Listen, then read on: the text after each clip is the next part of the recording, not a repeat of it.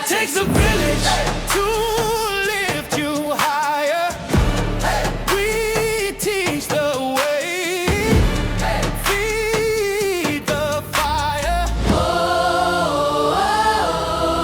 It takes a village. Welcome to another episode of the Village Podcast where people help people. I'm the host, Kendale Lumpkins, and today I have somebody that's close to me, close to my wife. My wife loves this lady, and she's the principal at Oak Grove High School. So would y'all please welcome Brandy K. Twillie to the show. Thank you. Thank you for your time, because I know this ain't easy, especially at the time that you're in this space with school, graduation.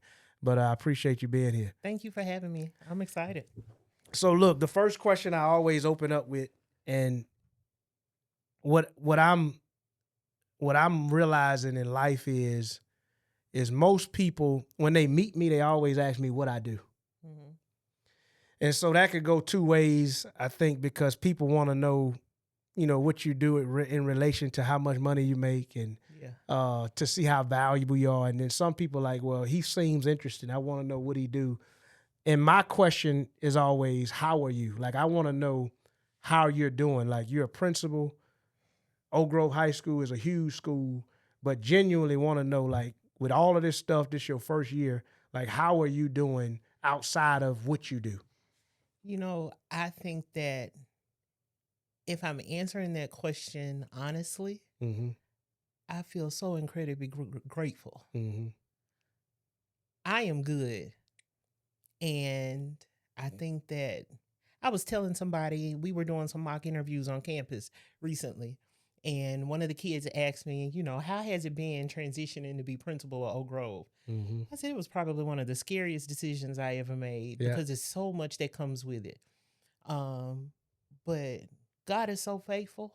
Come on. And it's been a good year. It hasn't been without its challenges, mm-hmm. but every single one of those challenges have made me better. I've learned a lot. I'm still learning a lot. Yeah. It's the time of the year now where I felt like I had more answers in the beginning of the year. We're reaching a point of the year where there's so much happening. We're closing out school. We're doing graduation, and we're also preparing to open school again in July, all at the same time. Wow. So right now I got more questions than answers, and that's hard for me because I always have answers. Yeah. I ain't got them right now. Right. But I'm good. Yeah. I feel fulfilled. Wow. And I'm excited about what's to come. No, that's awesome. And here's one thing I think that's interesting too, that you say that, because I'm always inspired by leaders. So first I'll say I wanted you on the show because I love seeing people lead at a high level. Mm-hmm. I was proud to see you get the job at Oak Grove High School. My wife works there. I've heard about you in the community. And then I also like the fact that you don't think that you know everything, right? You're still learning. You're still growing. And I think we stop growing when we think we know everything. That's when you get stuck. And I don't never want to be stuck. Mm-hmm. If I'm the smartest person in the room, I'm in the wrong room. Come on. I tell people all the time that we make better decisions when we make informed decisions through collaboration. Wow. That's the only way you're going to grow. I want to position myself to always be the one learning something. Mm-hmm. I want to be able to spot somebody else and say, you know what, she's sharp. I need to get next to her. Mm-hmm. Or he knows what he's doing. I need to try to get next to him, because I want to be the one absorbing all the stuff. Mm-hmm. There's never a point where you have it all figured out, especially not in education. Right. Because the trends change so much and so quickly. But there's a lot to be said about people who are in school leadership, because there's so many layers to what we do every single day. Mm-hmm. And it's noble of you to say that, because most of the time when we see other people doing well, some people run from that. Like, they don't want to, like, I like being around people that challenge me to be better. Mm-hmm. Right. And then you talk about the leadership piece that we'll get into at some point during the show, is that I can't make all the decisions by myself and be the only one making them without everybody else having an input. No. That's what real leadership looks like. Yeah. To be able to be in a room and say, okay, although I'm the principal and I have a final say, let me hear what y'all think, because I don't see and I don't know everything. I got blind spots. And most leaders struggle with that, because what I'm hearing you say is you're grounded in who you are and you're secure with yourself to where you're not afraid or inferior whenever other people are around and they know something. No, not at all. Leadership is reflective. Mm-hmm. So I've got 1,551 students in the building. Mm-hmm. I have a staff of 181.5 people that I supervise every day. Now you got to add on the families that come with all of those people and all of those students. There is no way I could do that without being in proximity to people who could help me. And so I have a leadership team. Beyond the leadership team, I have teachers who show up every day and do a great job. I have support staff who help in meaningful ways across the building. I got custodial staff. I got cafeteria staff. And it takes me being accessible to everybody, being in a place where I can hear what they need from me in order to make that building run. Good buildings run with systems. I can't establish systems where a relationship doesn't exist. Come on. So yeah, that's what we do all day long. So let me ask you this, because education, from the outside looking in, to me, seems hard. It seems like, cause I see my wife every day, and she gonna do her job. But I can tell whenever it done took a toll on her that day. Yeah, we tap out. And so I'm asking, like, for you, what inspired you to want to be in education? Where did your journey start? Teaching? So I ran from it for a long time because I come from a family of educators. So my mother was an educator. She used to teach at Hattiesburg High. She taught AP US history. And I think that was my first introduction to watching someone with grace and courage be in a setting with teenagers and still be impactful. My mom passed away in 2004. And one of the things that I will always remember is how when we had her funeral, Mount Carmel was full of students and people that she knew and loved. And they were impacted by the loss because of what she poured into them. And that wasn't lost on me because I got to see it every day. I knew her as my mom, but everybody else knew her as Miss Hersey. And they always spoke so fondly of her. And I was like, dang, that's kind of dope. I liked the way that she carried herself. But I also heard her when she said, you know what, you're going to go to school and you're going to be an attorney. You're going to go to law school. You're going to do something, different from me. Yeah. And I did. I went to Tougaloo and majored in English with the intent of going to law school. But then after she passed away, that kind of went with her. I truly didn't have the desire for law school. So I stuck with the degree in English and I was like, I'll figure it out. So I had a job as a grants administrator right out of school, and that was loved it. It was a really awesome opportunity.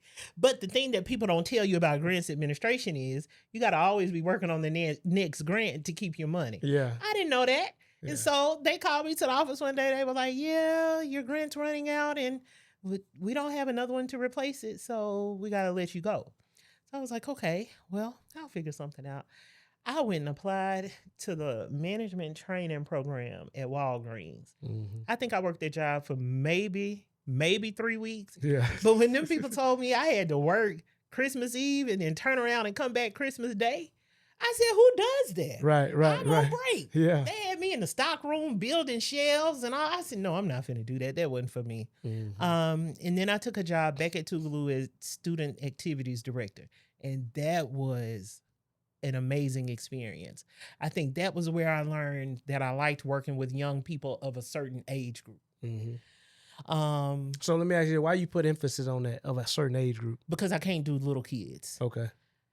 Everybody has to be very clear about where they need to be. Mm-hmm. I don't have the temperament for little kids. Mm-hmm. I got an 11-year-old at home and I'm fighting for my life every day. Mm-hmm. It's just different. With Mm-hmm. high school kids, young adults, that is my jam. Yep. That is where I'm supposed to be. Yeah. And so after I did the work at Tougaloo, there was an opportunity. I had organized a trip to go to the first inauguration for President Obama for my college kids. And I had an opportunity to partner with one of the local high schools in Jackson.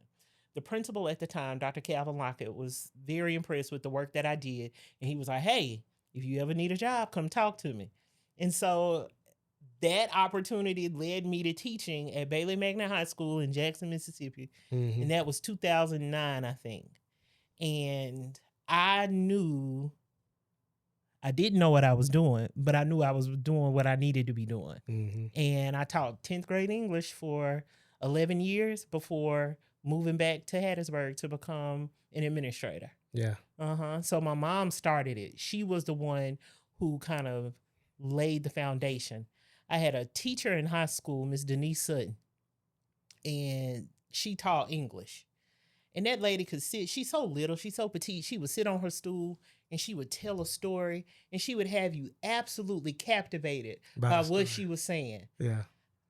I mimicked that in my classroom. And Wow. I think that's why I had the success that I had as an English teacher, because yes, I had to teach you the standards, but I created a classroom environment where kids felt safe to come be who they are and who they were unapologetically. Mm-hmm. They could come to my room and know that no matter what it was, you were safe there. And I found a lot of success because of that. Mm-hmm. Creating space where young people can be heard and valued is a gift. Yeah. Because they're learning from watching. And if I could do that and model that for them, when they leave my classroom, they will be better as a result of that. Mm-hmm. And so now as a principal, I've gotten to be able to expand my reach a little bit and do that on a larger scale. And so you, when you talk about all of the things that you just mentioned, so I do this presentation when I talk to teachers.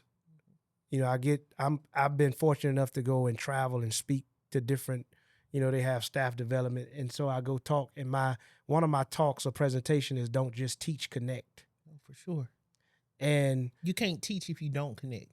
And so what I'm hearing you say is I don't understand how people will do what you do and don't feel called to it. It can't just be a job. No. Because it's too much that goes with it, and it's too much riding on it for you not to feel called to it. Instead of just saying, "Oh, I'm gonna just go be a teacher. I'm gonna just go be an administrator." And so that burns me up. Here's why this is why I'm going in this direction talking about it, because when I hear people talk about Miss Twillie, everybody loves Miss Twillie. I'm saying, like, my wife, y'all homegirls, y'all cool, y'all, and because of the way you love them and you know you're called to it. And those are the teachers that did the most for me. Mm-hmm. Those are the administrators, and I can think about Coach Powell from Columbia, because that's where I'm from, or Miss B, like Miss Burbage. That was like them folks. I knew they cared. I knew they loved me. I knew they just wouldn't work in a job. They wanted me to be a better version of myself.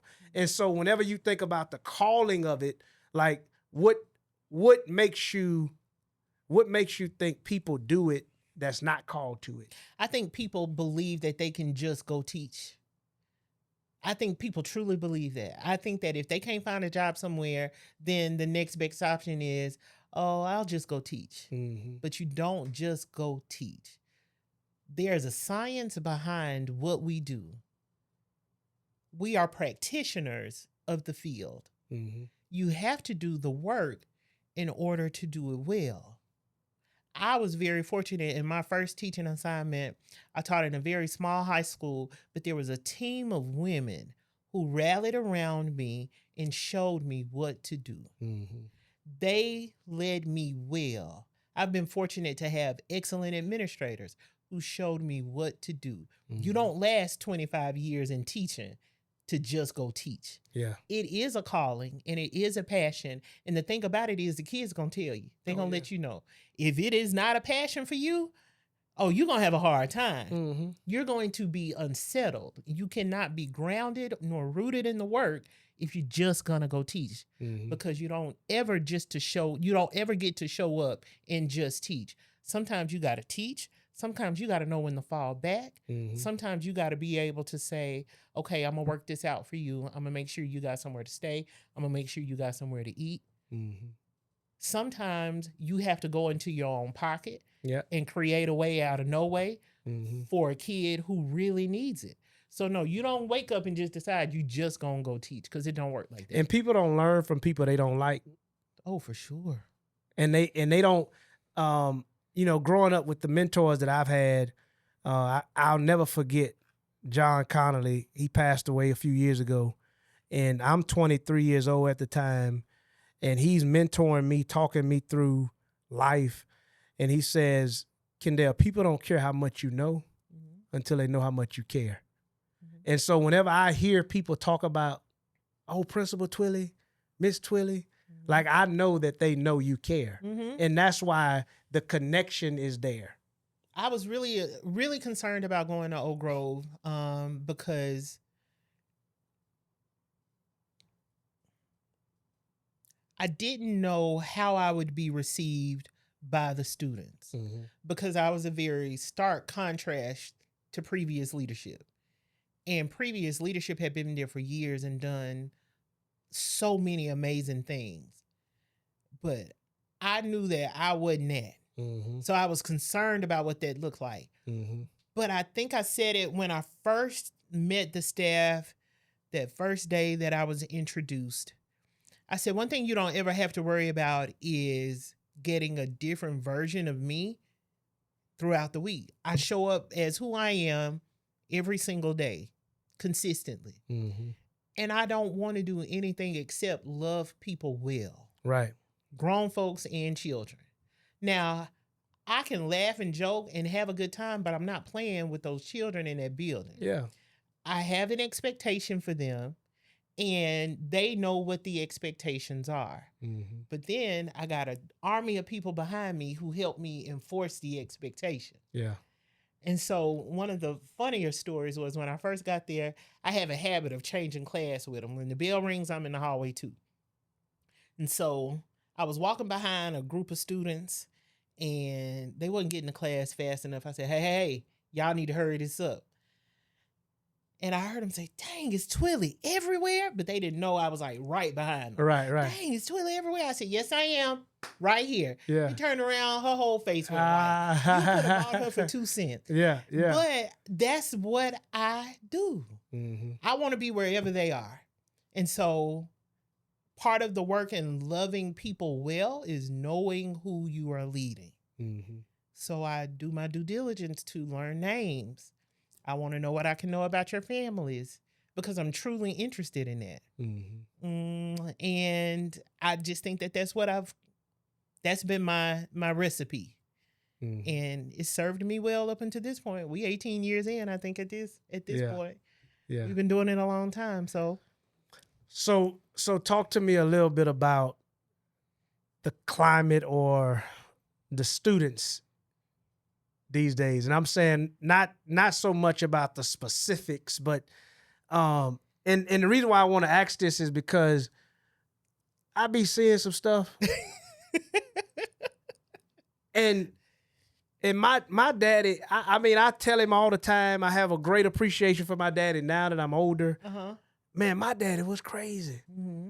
And it's a lot of stuff that you just wouldn't gonna get away with.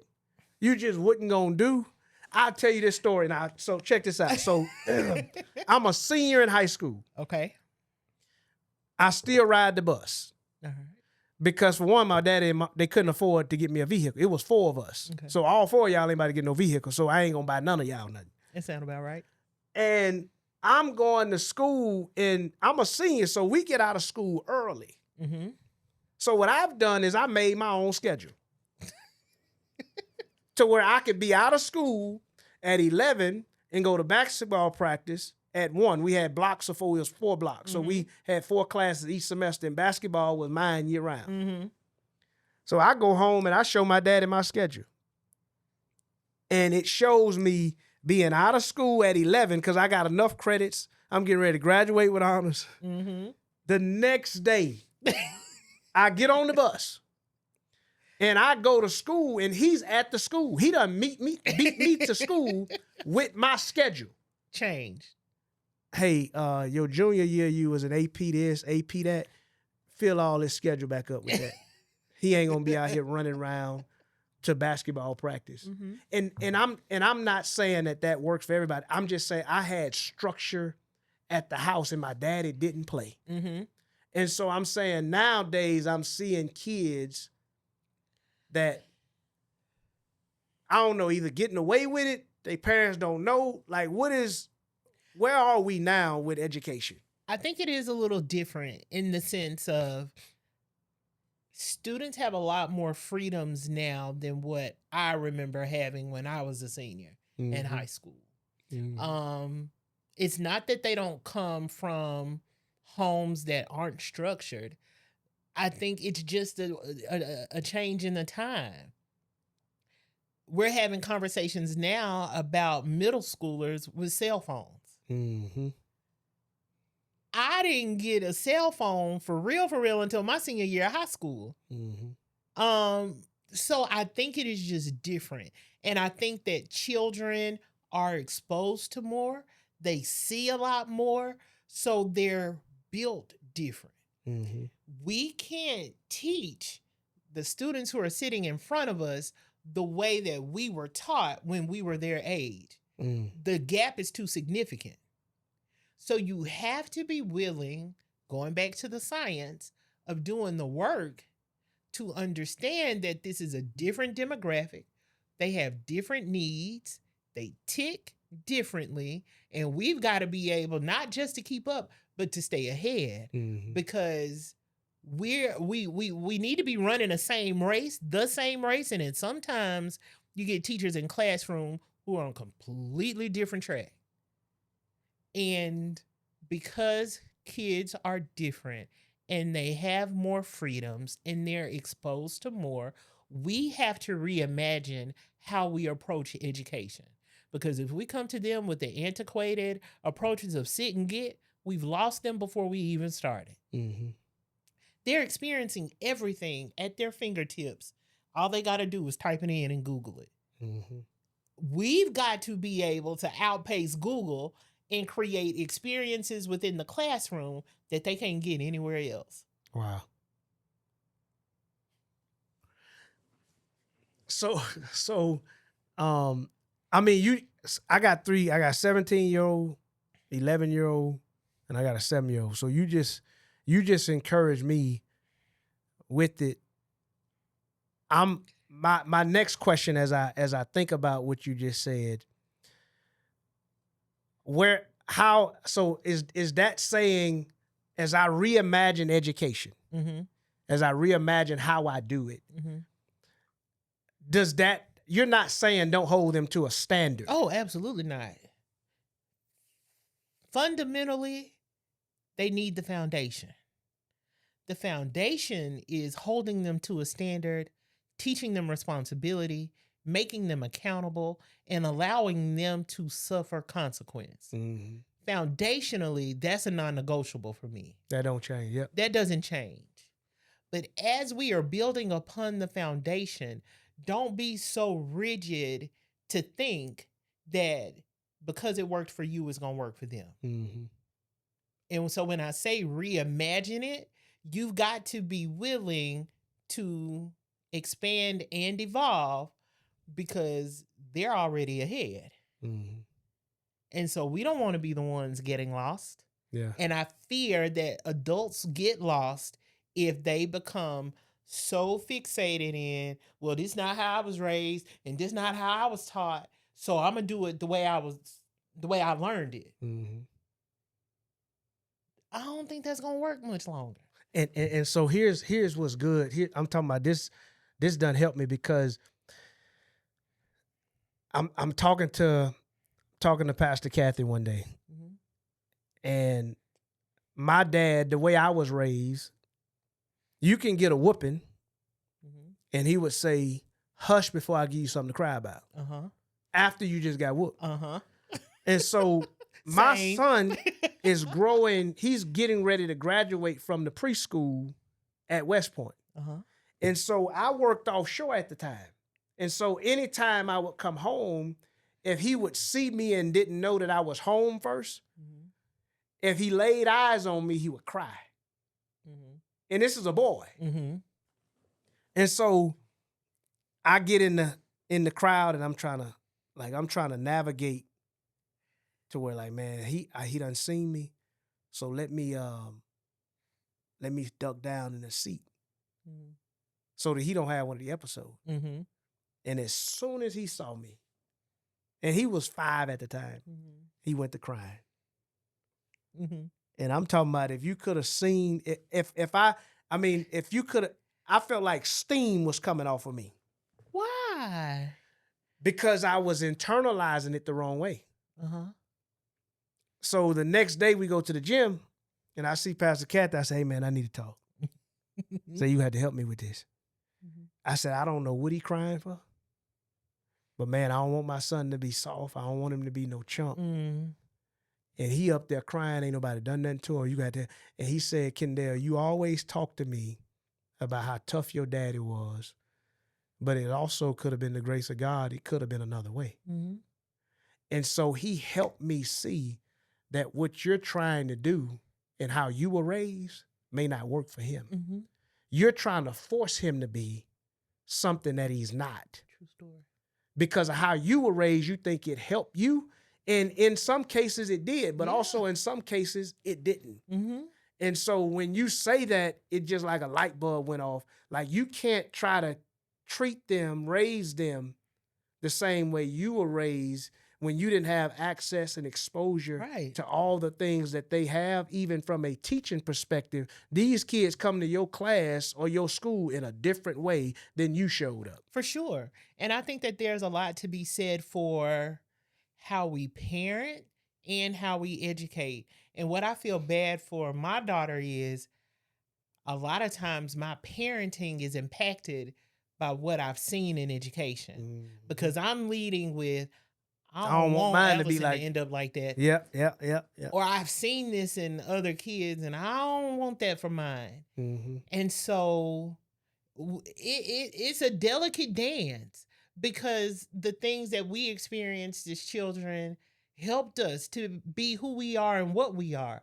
So like I said, some of that foundational stuff is a non-negotiable. I'm never coming off that, because I know what I want for my daughter.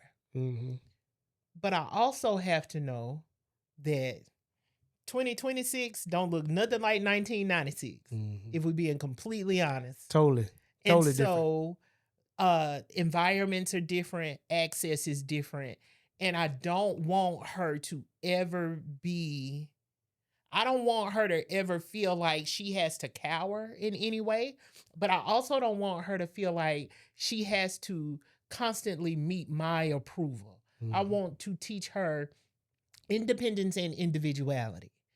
And so when I'm working with my students, because they find their people in high school, they find their groups, I want them to know that, yes, you found your place in your people, but understand who you are and don't ever let off of who you are. Because once you graduate, there is no guarantee that you're going to be with these same folks. So teaching courage and self-esteem and motivation is all a part of getting up and doing the work every single day. Not just as a principal, but as a mom too. And that's hard. The balance is delicate. And that's what I say I struggle with, because for one, I hadn't always sat where I am now. I hadn't always been this guy. And so sometimes the fear of me or my kids being exposed to stuff that I was exposed to and I did and I was around, and then I get a chance to see how people live and what they do. And that's a hard thing to juggle because I'm trying to raise you and you hadn't made the mistakes yet. Mm-hmm. You hadn't done what I did yet, but I'm trying my best to not keep you from it. Yeah, but look, it was in the mistakes that we made that we learned the lesson. Mm-hmm. And sometimes I think we do so much of trying to prevent them that sometimes they need to knock their head against the wall to learn. Mm-hmm. Because I've had women in my life to say forever, some lessons are learned because they can't be taught. Mm. And you can try to teach them and you can try to get them to do the right thing, but sometimes they've got to suffer the consequence. Mm. And I think in education, that's probably the thing that I grapple with the most. There are so many parents that either don't agree with the consequence or don't want their child to suffer appropriate consequence. Mm-hmm. And so that's a conversation that I deal with daily. So how do you navigate that? Because when I don't want to just go back to me saying when I grew up. I'm just saying my mama and daddy, like if I got in trouble at school, I would rather you call the police on me and take me to jail because my daddy may have some sympathy for me if he see me there. So I just went to school and I didn't get in much trouble. Like I probably, Kendale, stop talk. I'm gonna call your daddy, and I was done. Mm-hmm. But now it seems like, give you a quick story. This is, I don't know when this was. It had to be about 10 years ago. I'm doing some substitute teaching at a middle school. And I'm talking to the kid because he won't sit down. Hey, man, look. Hey, come here, man. Look, I'm substituting today. Just chill, man. I got you. Don't have to worry about nothing. You ain't got no work to do. But he just wouldn't stop getting up, throwing stuff. And I said something. I said, hey, man, look. I'm going to call your mama if I had to call your name one more time. And this dude said, call her. She ain't going to do nothing. And that was the last time I substituted. That was the last time I talked. I couldn't do. And I'm saying, so what do you do in that case when I'm saying I'm the authoritative, I'm the authority figure. Mm-hmm. You won't listen to me. Mm-mm. And I say I'm gonna call your mama, and you say she ain't gonna do nothing. Mm-hmm. So what do? You pivot. You pivot because there's something, and that goes back to the understanding the environment. There's always an angle to take with a kid. What I tell our teachers in our building is this: as soon as you enter into a power struggle with a child, you've already lost because they don't have nothing to lose. They're going to risk it all. Mm-hmm. You, on the other hand, are held to a different standard. Mm-hmm. So yes, we do face some situations where parents, aren't supportive of consequence. They don't think it's fair. Some think it's excessive. But the work that we do is directly connected to policy by the district. And in leadership, I make it my business not to operate in the gray. I have to be firm, fair, and consistent. And as soon as you start making exceptions or putting little asterisks by certain names, that's when you start setting a precedence that you can't sustain. Mm-hmm. I operate within policy. I make sure that I'm consistent, but more than anything, I want to be fair. Mm-hmm. I'm not just out here handing out long forms to kids who haven't done something to warrant that. Got you. And it's not like there's nothing that happens before a long form. We beg and plead and barter with kids all day long. So by the time it gets to the point where we're putting consequence to paper, then we've done. But it's too much. Yeah. Yeah. Okay. Yeah. Okay. Yeah. Yeah. And so I'm telling you, that was the last time I was there. I just maybe I was substituting at the wrong school. Like so how long did you substitute? Probably 4 or 5 months, but it was only whenever I was home, I would go do it, and it was never about the money because you make $70 a day whenever I was doing. I'm like, man, I ain't. But I couldn't imagine hearing a kid tell me that, and my first mind was like, your mama ain't gonna do nothing. Mm-hmm. And some of them mean it. Now, some of them is cap. some of them, they are really flexing because I have had kids around my conference table that I'll ask them a very direct question.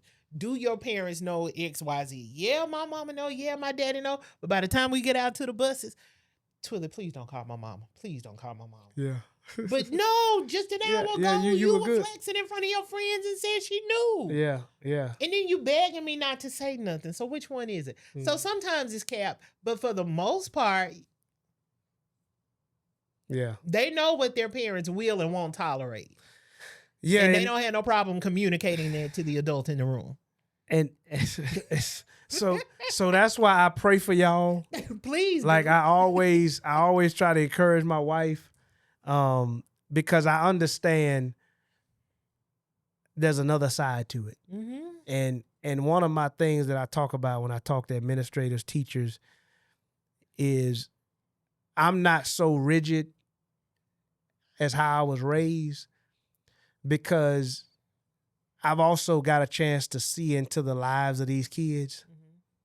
And whenever, for what you scold them for, you'll want to hug them if you knew how they lived outside of when you see them. Some of them are trying to take care of siblings. They living with their grandparents. They don't know. And so that's where the delicate compassion or the balance comes from. And I think that whenever you said you don't just show up and just teach, that's where that comes from. You have to care about the kids. Even with those kids, with those unfair circumstances, there's still a level of accountability and responsibility. You don't get a pass because life dealt you a bad hand, but it's my responsibility to show you how you can work around it and through it. And I think sometimes the conversation gets lost because so many of our kids come to us with situations that we could not even imagine. And so people want to say, well, he's having a hard time. He's working every day after work. He's got all of after school, he's got all of these responsibilities. Maybe we should just, Because here's why that's important, what you're saying. When we were young, my dad got hurt and I was 11. And he never let us use that as a crutch. And I think if you give them a crutch, they'll limp for the rest of their life. And so we need more people, more leaders in education that know how to love, but also know how to be firm. Yeah, and love you through what you're experiencing. Because life happens to everybody, right? We all have situations where we feel like we were dealt a bad hand at some point. But do we get stuck in that situation, or do we learn a lesson of resilience and perseverance that will continue to serve us as we get older? And see, that's what I want for the kids in my building. Because, minor inconveniences will disrupt a teenager's entire day. Yeah. Okay? What I urge and what I strive to teach them is, even though this is 5 minutes of an uncomfortable situation for you, are you going to let it impact the entire rest of your day? Or are we going to figure out how we can fight through it?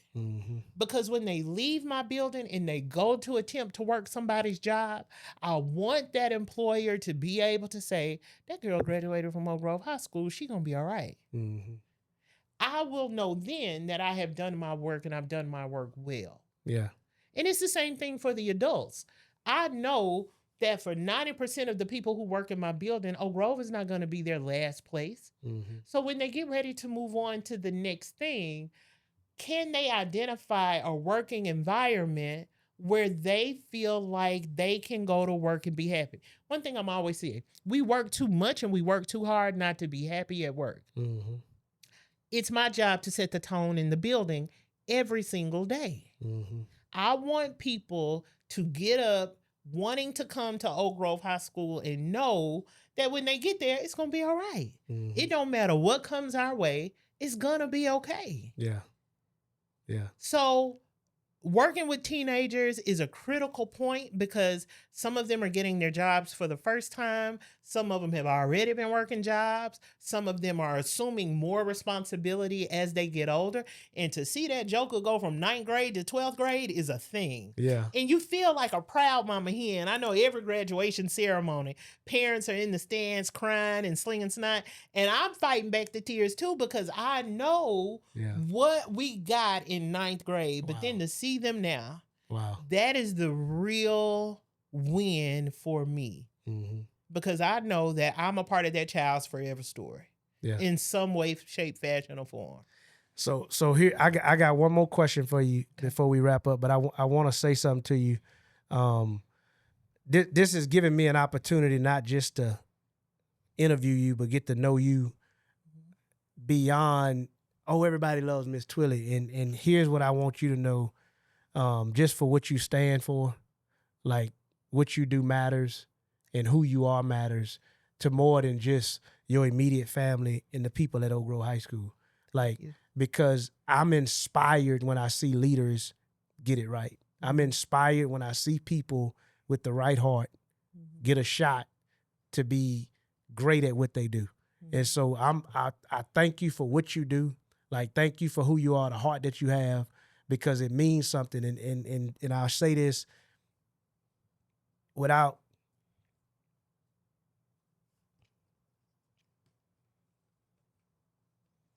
my daughter come to your school and you give her a chance to be the assistant principal. Assistant principal. On Mondays.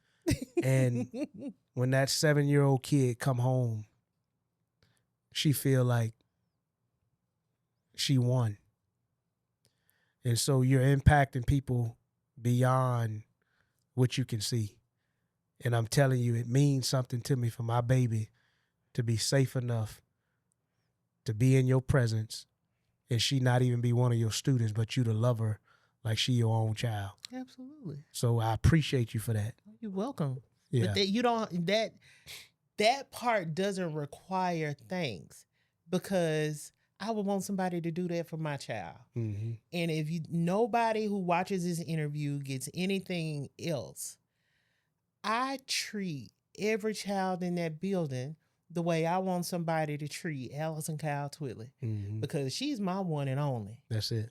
That's it. That is my gift to this world. And so if I can trust to put her in classrooms with people who will love her, then I can be able to do the same. So it's crazy that we're in this part of the conversation, circling back to the thing. I am able to do what I'm able to do because I have a family that I go home to every single day. I have a husband who supports me. He loves me. And he creates space for me. I have a mother-in-law who is so supportive, who picks up my kid when I got to be present for somebody else's. My dad, my sister, my brother, they all encourage me daily. So my cup is being filled at home, because home base is where I get my charge. That's it. I am able to do the work that I'm doing because of the family who loves me. And they set the example, they set the tone, and then they create space for me to go out and do what I do. Because I birthed one child, but God gave me agency over so many others. And I think when I really look back over it, that is how I found my calling. Understanding that the agency I've been given is so much bigger than me. And if I could do one thing right in this world, I think it will have been, when it's time for me to make my exit, somebody will say, Miss Twillie loved me. And they'll know that I meant it from the depths of my soul. Yeah, you're right. And so I was going to ask you how important is having a strong village, but you just said it. I can't do what I do without them, period. There are some days when I come home and Brene Brown in the percentage theory about, if you got the 80, then I got the 20. I will go home and I'll tell Carlos I got nothing. And that man will say, I got it. it is only in moments like that where I'm able to recharge that I can go back the next day and do it all over again. I love to cook. It's one of my favorite things to do. My family ain't had a consistent hot meal since I took this job at Oak Grove High School. Poor thing, they've been eating out so much, and I feel so bad because prior to this, I was able to show up more. But that's one of the things I will always be grateful for is the way that he has. And when I'm talking about my husband, it makes me emotional because we've been together since high school. Mm-hmm. And so growing and learning together has been a joy and a gift. But to see the way he has been able to reinforce me in this particular moment, oh my goodness, I don't have words for it because he allows me to work in the capacity at the frequency that is required. There have been times I have been at home, think I'm in for the night, something pop off and I gotta go. Mm-hmm. Or a kid is left, they don't have a ride home, I gotta make sure they get home. Mm-hmm. I am not able to do that without his support and for the ways he's had to step up and move different with our daughter. Mm-hmm. There are sometimes he takes her to school every morning. He does mornings, I do afternoons. But it's sometimes he has to do mornings and afternoons. Both of them, Yes. And he does it and he doesn't complain. My mother-in-law is 10 minutes away, but she will, if I call and I say, hey, I can't get AK today, can you help me? Or if I got to be out of town and she needs to help Carlos, nobody ever thinks twice because they support what I'm able to do. I can't do this work without them. I won't do it without them. Wow. Mm-mm. Wow. So like I mentioned at the beginning, I appreciate you because I know your time is valuable. Thank you. And I'm thankful that we got a chance to have this conversation. I am too. This was fun. Yeah, no doubt. No doubt. Well, that wraps up another episode of the Village Podcast where people help people. Don't forget to like, subscribe, and share this episode. It takes a village to